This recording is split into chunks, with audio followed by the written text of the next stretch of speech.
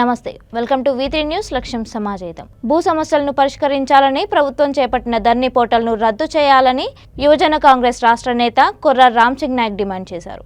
TPCC అధ్యక్షుడు రేవంత్ రెడ్డి పిలుపు మేరకు రైతుల రుణమాఫీ తక్షణమే అమలు చేయాలని పోడు భూముల సమస్యలను పరిష్కరించాలని డిమాండ్ చేస్తూ కాంగ్రెస్ పార్టీ ఆధ్వర్యంలో తహసీల్దార్ కార్యాలయం ఎదుట నిరసన చేపట్టారు.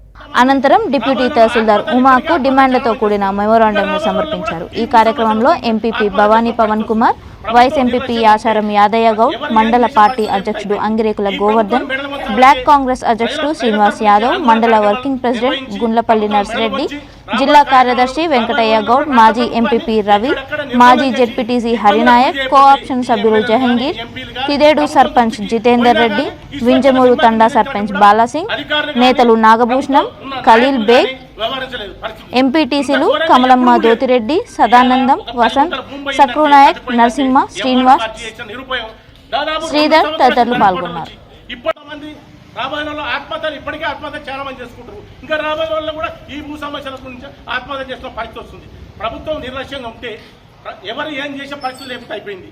ఈ ప్రభుత్వాన్ని మెడలు వంచాలంటే ప్రజల తరపు నుంచి ఆందోళన కార్యక్రమాలు నిర్వహించి ప్రభుత్వాన్ని మెడలు వంచి రాబోయే రోజుల్లో కూడా రాష్ట్ర ప్రభుత్వాన్ని ఎక్కడెక్కడ నిర్బంధం చేసి ఇబ్బందులకు గురి చేయకపోతే ఈ ఎమ్మెల్యేలు కానీ ఎంపీలు కానీ ప్రభుత్వం దృష్టికి పోయినా కానీ ఈ స్వేచ్ఛగా నిమ్మకు నిరెక్కినట్టు కూడా అధికారులు కానీ ప్రభుత్వం ఉన్న నాయకులు కానీ వ్యవహరించలేదు. పరిస్థితి ఇంత ఘోరంగా ఎప్పుడు కూడా లేదు.